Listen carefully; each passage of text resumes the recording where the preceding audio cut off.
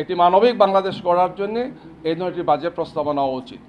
দুর্নীতিকে বন্ধ করতে না পারলে আমাদের একটি কর্মসূচি নেওয়া হচ্ছে, উদ্দেশ্যটা এমন যেটাকে বারবার রিভিউ করা হচ্ছে। আর প্রথমত যেটা নেওয়া হচ্ছে 3 বার এটা রিভিউ করে সেটাকে কয়েক গুণ বাড়ানো হচ্ছে।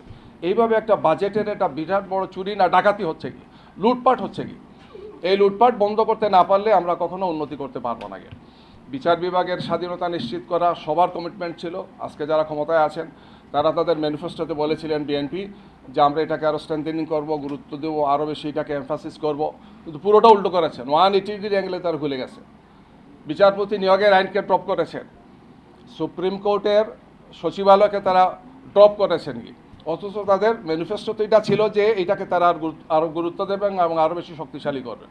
এই যদি হয় রাষ্ট্রের নির্বাহী বিভাগের কাজ, তাইলে আমরা শুধু বাজেটে কিছু পরিবর্তন এনে আসলে জাতীয় উন্নতি হবে নাকি। এই জন্য বিএনপির মধ্যে যারা চিন্তাশীল ব্যক্তি আছেন, দেশপ্রেমিক আছেন, আমরা তাদেরকে অনুরোধ জানাবো এই আত্মঘাতী সিদ্ধান্ত থেকে বেরিয়ে আসা উচিত।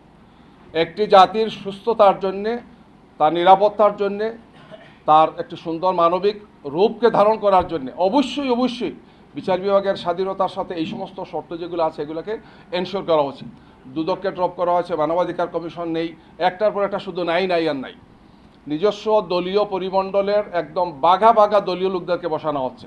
কেন আমরা এখানে আমাদের ভালো লোককে বসাতে পারবো না? আমাদের সংস্কারের অন্যতম টার্গেট এটা ছিল যে প্রধানমন্ত্রী ইচ্ছামতো এই সমস্ত রাষ্ট্রীয় গুরুত্বপূর্ণ দায়িত্বগুলোতে তিনি এককভাবে নিয়োগ দেবেন না। প্রধানমন্ত্রী, বিরোধী দলীয় নেতা, স্পিকার ইত্যাদি মিলে একটা কমিটি হবে।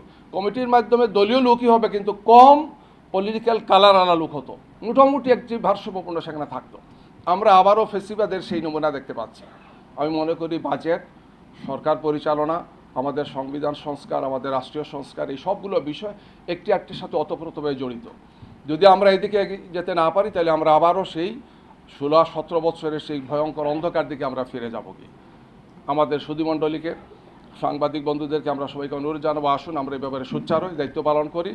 রাষ্ট্রকে আমরা আর ফেসিবাদের দিকে যেতে দেব না, সরকারকে আর ফেসিবাদের দিকে যাওয়ার কোনো পথ আমরা করে দিতে পারি না। আমরা সেটা সংসদে কথা বলবো, আমরা রাজপথে কথা বলবো, আমরা আইন অঙ্গনে কথা বলবো, সব জায়গায় আমরা এই ব্যাপারে আমরা আন্দোলন এবং সংগ্রাম চালিয়ে যাব।